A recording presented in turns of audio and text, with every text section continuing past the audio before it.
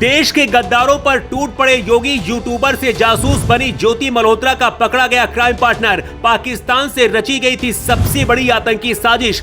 UP police की गिरफ्त में आते शहजाद उगलने लगा सबूत। ज्योति मल्होत्रा थी सरगना, क्या था प्लान, सब कुछ उगल दिया। 10, 20, 50, 100 या फिर उससे ज्यादा कितने पाकिस्तानी एजेंट छुपे हैं। ज्योति मल्होत्रा के बाद यूपी पुलिस ने शहजाद को पकड़ा है। घुसपैठियों पर योगी टूट पड़े हैं। शहजाद ट्रेनिंग के लिए यूपी से लड़कों को पाकिस्तान भेजता था। दिल्ली से अमित शाह का आदेश आते यूपी में सफाई अभियान शुरू है। पिछले 1 महीने से यूपी के हर शहर से लेकर हर गांव तक आधार कार्ड और पहचान की जांच हो रही है। लेकिन सबसे पहले मुरादाबाद से गिरफ्तार किए गए पाकिस्तानी एजेंट शहजाद से मिलिए, जिसे Uttar Pradesh anti terror squad ने पकड़ा है। शहजाद भारत में बड़े आतंकी हमले की साजिश में शामिल था। इस साजिश को अंजाम देने के लिए कई लड़कों को पाकिस्तान इसने भेजा। पाकिस्तान में उन्हें ट्रेनिंग दी गई। यूपी एटीएस के मुताबिक शहजाद के गैंग में कई लोग शामिल हैं। शहजाद ने रामपुर के कई युवाओं को पाकिस्तान भेजा था, जहां उन्हें जासूसी और विध्वंसकारी गतिविधियों का प्रशिक्षण दिया गया। सबसे चौंकाने वाली बात यह है कि इन युवाओं के वीजा की व्यवस्था खुद शहजाद ने की थी। पाकिस्तान का वीजा कराने में पाकिस्तान की खुफिया एजेंसी ISI के एजेंट ने मदद की थी। शहजाद की मदद पाकिस्तानी उच्चायोग का कर्मचारी दानिश कर रहा था। ये वही दानिश है जिसके संबंध यूट्यूबर और ब्लॉगर ज्योति मल्होत्रा के साथ है और ज्योति से भारत की जासूसी करा रहा था। हरियाणा की रहने वाली ज्योति को खुफिया विभाग ने पकड़ लिया है। शहजाद और ज्योति पाकिस्तानी एजेंट बनकर भारत के खिलाफ काम कर रहे थे। शहजाद चालाकी से रामपुर के कुछ भोले भाले और गरीब लड़कों को पैसे के लालच में लाकर पाकिस्तान भेज रहा था। खुफिया एजेंसियों का दावा है कि ISI कोई बड़ी आतंकी साजिश को अंजाम देने की तैयारी कर रहा था। अब तक करीब 10 से ज्यादा लोगों को गिरफ्तार किया जा चुका है, जिनके तार सीधे दानिश से जुड़े हैं। लेकिन योगी की पुलिस ने शहजाद को उठा लिया है और योगी का हंटर अब चलना शुरू हो गया है। योगी ने यूपी के सभी बड़े अधिकारियों को अलर्ट किया है।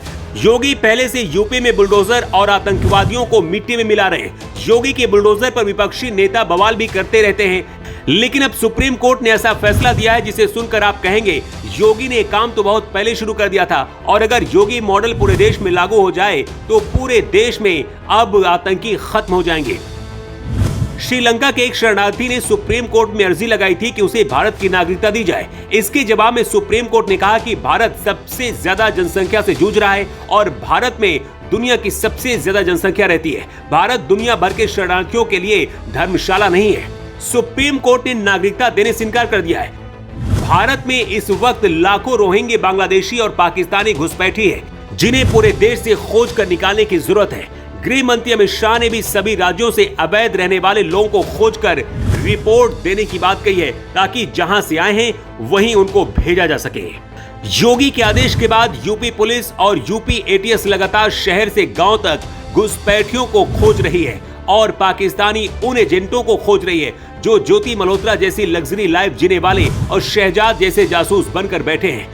यूपी एटीएस ने बताया है कि नए नए लड़कों को ब्रेन वॉश करके पाकिस्तान में कट्टरपंथी ट्रेनिंग दी गई और फिर उन्हें पैसे और धन का लालच देकर किसी बड़ी आतंकी साजिश की तैयारी की जा रही थी। लेकिन उससे पहले ही यूपी से हरियाणा और पंजाब तक दर्जन भर से ज्यादा लोगों को गिरफ्तार किया गया है। सुप्रीम कोर्ट ने पहली बार कहा है कि भारत कोई धर्मशाला नहीं जो कोई भी आकर यहाँ पर बैठ जाए और भारत में खाकर भारत के खिलाफ ही साजिश रचेगा।